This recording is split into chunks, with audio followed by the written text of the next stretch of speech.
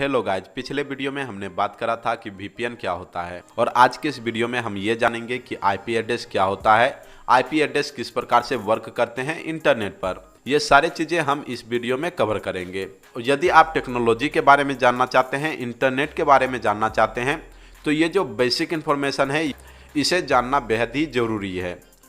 तो चलिए वीडियो को शुरू करते हैं और जानते हैं कि आखिर ये जो आईपी एड्रेस है वो किस चिड़िया का नाम है। तो हेलो गाइज, मैं हूं दीपक और आप देख रहे हैं डी के टेक इन्फॉर्मेशन। तो दोस्तों, आईपी एड्रेस और कुछ नहीं बल्कि हमारा एक पहचान होता है इंटरनेट पर। जैसे कि 10 अंक का हमारा एक यूनिक मोबाइल नंबर होता है, उसी प्रकार से हमारा एक आईपी एड्रेस होता है जो कि कुछ इस प्रकार के दिखते हैं। और इंटरनेट पर जिस भी वेबसाइट पर जाते हैं उन सबों का भी एक आईपी एड्रेस होता है जो कि उसके डोमेन से लिंक्ड होता है। और आप अपने आईपी एड्रेस को भी चेक कर सकते हैं। इसके लिए आपको सिंपल किसी भी ब्राउज़र को ओपन करना है और वहां आपको सर्च करना है what is my IP address, और यहां पर आपको आईपी एड्रेस दिख जाएगा। यहां पर आप हमारे आईपी एड्रेस को भी देख सकते हैं। यहां हमने आईपी एड्रेस को थोड़ा सा हेड करके इसलिए रखा है क्योंकि हमारे आईपी एड्रेस में भी हमारे काफ़ी सारे डेटा होते हैं। उसके बारे में हम आगे डिस्कस करेंगे और जानेंगे कि आईपी एड्रेस में हमारे कौन कौन से डेटा होते हैं। लेकिन उनसे पहले हम आईपी एड्रेस के बारे में थोड़ा और ज़्यादा एक्सप्लेन कर लेते हैं। तो दोस्तों, जब हम सिम को परचेज करते हैं तो हमारे मोबाइल नंबर के साथ ही हमें आईपी एड्रेस भी अलॉट किए जाते हैं, क्योंकि यदि आईपी एड्रेस नहीं होगा तो हम उस सिम से हम इंटरनेट को एक्सेस ही नहीं कर पाएंगे। इसलिए उसी समय हमारा जो आईपी एड्रेस है वो भी अलॉट हो जाते हैं। और इसी प्रकार से यदि आपके मोबाइल में 2 सिम है तो आप उन दोनों सिम के आईपी एड्रेस को भी चेक कर सकते हैं।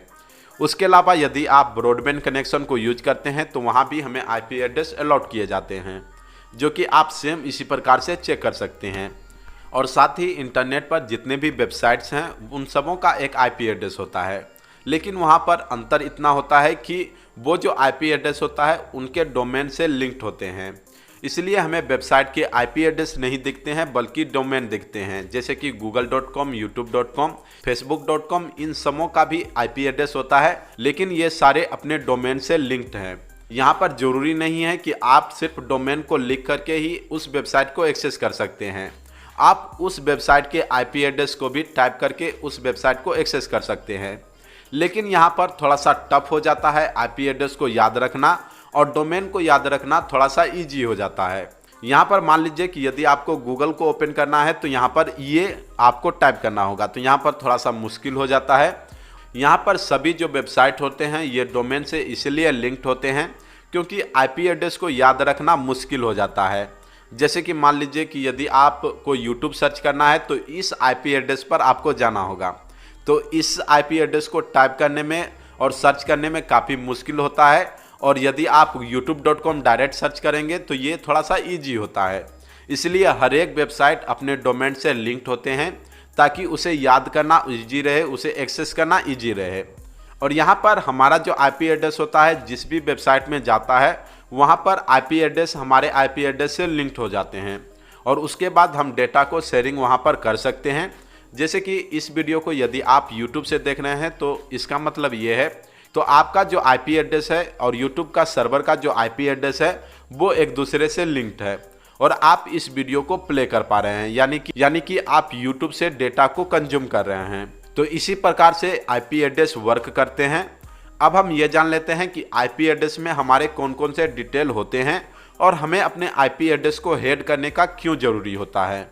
तो देखिए दोस्तों, जिस प्रकार से हम अपने मोबाइल नंबर को सभी को नहीं दे सकते हैं, उसी प्रकार से हम अपने आईपी एड्रेस को भी किसी को भी नहीं बता सकते हैं, क्योंकि आईपी एड्रेस में हमारा सारा डिटेल होता है। जैसे कि हमारा लोकेशन, हम किस नेटवर्क प्रोवाइडर को यूज कर रहे हैं, हम किस सिम को यूज कर रहे हैं।